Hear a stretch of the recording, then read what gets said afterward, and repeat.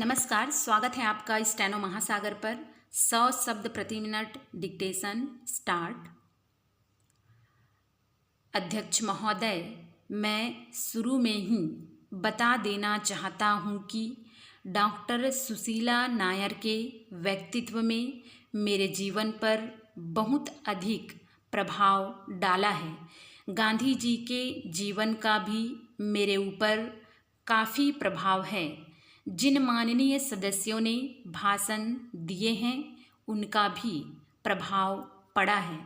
Doctor Nair की सारी भावनाओं को सरकार अपने विधेयक में समावेश कर लेगी और सरकार जल्दी ही विधेयक प्रस्तुत करने जा रही है। इसलिए मैं सादर निवेदन करना चाहता हूं कि डॉक्टर नायर अपने विधेयक को वापस ले लें। हमारा विधेयक पूरी तरह से तैयार हो गया है। इसको तैयार करने में काफ़ी परिश्रम करना पड़ा है। राज्यों की राय पहले ही ले ली गई है। हमारा जो कानून विभाग है उसने भी उसको अच्छी तरह से देख लिया है। फिर इस विषय पर कुछ न कुछ सुझाव आते ही रहते हैं। इस विधेयक का नाम मानसिक स्वास्थ्य विधेयक रखा गया है।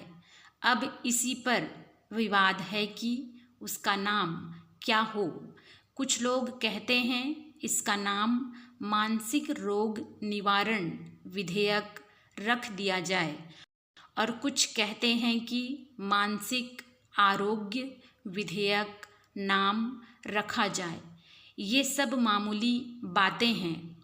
हम यह भी सिफारिश करेंगे कि जो विधेयक लाया गया है उसे एक कमेटी को भेज दिया जाए जिसमें डॉक्टर सुशीला नायर भी हों। इस कमेटी में वे सदस्य भी रहेंगे जो इस विधेयक पर बोले हैं और वे भी इस विषय की जानकारी रखते हैं। कमेटी में दोनों सदनों के लोग रहेंगे और विधेयक पर अच्छी तरह से विचार किया जाएगा।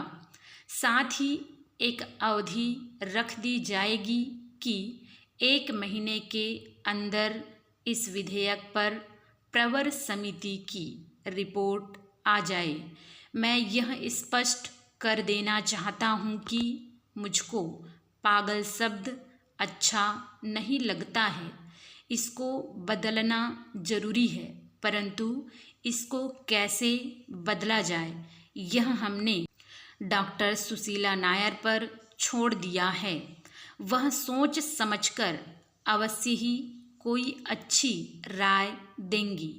मगर यदि मैं आपका ध्यान दूसरी तरफ दिलाऊं तो आपके दिमाग का बोझ कुछ हल्का हो सकता है। आप राधा और मीरा की कृष्ण के प्रति प्रेम भावना को क्या कहेंगे? क्या इसे आप पागलपन कहेंगे? मुझे आशा है कि आप इस विषय पर गंभीरता से विचार करेंगी और अपनी कीमती राय देकर सहयोग प्रदान करेंगी। अध्यक्ष महोदय, अभी एक माननीय सदस्य ने कहा है कि मैं भी पागल हूँ। यह सही है। हम किसके पीछे पागल हैं? हम पागल हैं अपने लक्ष्य की प्राप्ति के लिए। हमारा लक्ष्य क्या है? इसके लिए तो कभी संसद सदस्यों की गोष्ठी हो तो उसमें चर्चा की जा सकती है। मैं एक बात और कहना चाहता हूँ। कुछ माननीय सदस्यों ने भारतीय चिकित्सा पद्धति के बारे में बहुत कहा है।